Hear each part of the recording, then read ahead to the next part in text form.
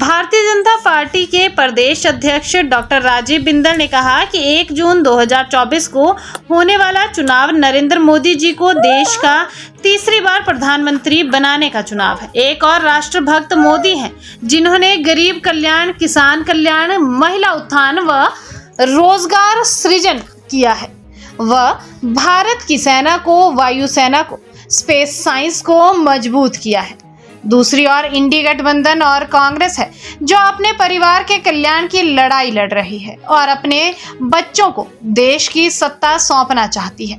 Doctor Bindal ने कहा कि एक और नरेंद्र मोदी जी हैं, जो सबका साथ, सबका विकास, सबका विश्वास व सबका प्रयास के विकास मंत्र को लेकर चल रहे हैं। दूसरी ओर कांग्रेस पार्टी है, जो अल्पसंख्यक तुष्टीकरण करके अल्पसंख्यकों को आरक्षण देने का वायदा करके जाति, धर्म, संप्रदाय के आधार पर देश को बांटने का षड्यंत्र कर रहे हैं। एक और नरेंद्र मोदी हैं, जिन्होंने देश को 5वीं सबसे बड़ी आर्थिक महाशक्ति बनाया और तीसरी आर्थिक महाशक्ति बनाने और भारत को विकसित राष्ट्र बनाने की लड़ाई लड़ रहे हैं।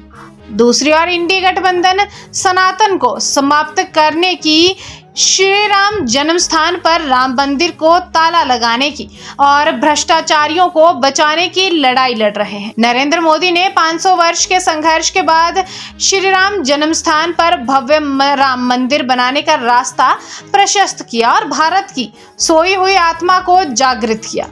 दूसरी ओर कांग्रेस पार्टी पाकिस्तान के साथ खड़ी हुई दिखाई देती है।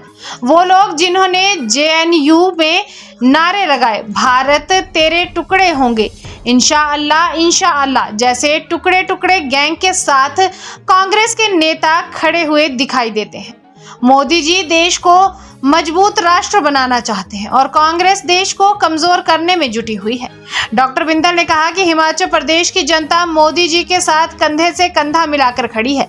झूठ बोलकर, झूठी गारंटियां देकर, तरह तरह के झूठे प्रलोभन देकर सत्ता में आने वाली हिमाचल कांग्रेस को सत्ता से बाहर करने का मन हिमाचल की जनता बना चुकी है। 1 जून को होने वाले चुनाव में प्रदेश की जनता मोदी जी को 4 संसदीय सीटें व 6 विधानसभा सीटें प्रदान करेगी, ऐसा प्रदेश की जनता ने मन बनाया है।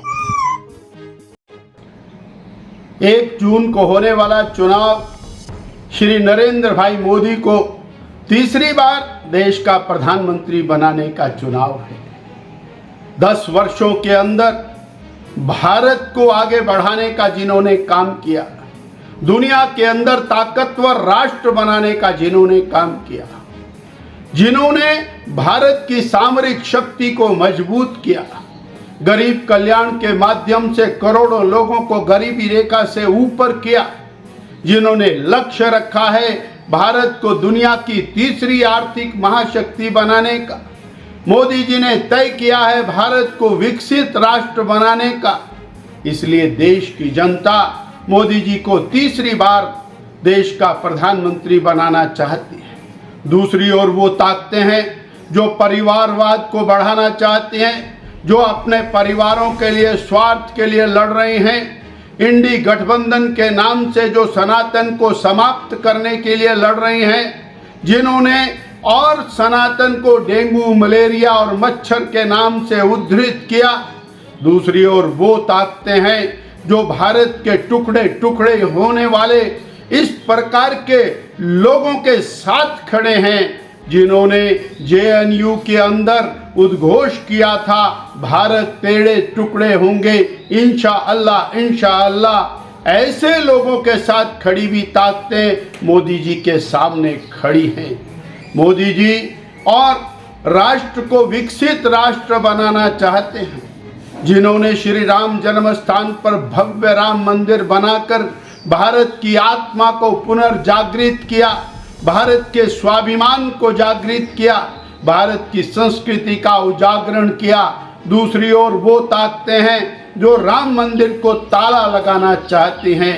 हिमाचल की जनता, देश की जनता नरेंद्र भाई मोदी जी के साथ खड़ी हुई है और परिणाम भी 4 तारीख को मोदी जी 400 पार का लक्ष्य करेंगे और हिमाचल में 4 की 4 सीटें पार्लियामेंट की और 6 की 6 सीटें असेंबली के by election Bharatiya Janata party जीतेगी, ऐसा हिमाचल की जनता ने मन बनाया है।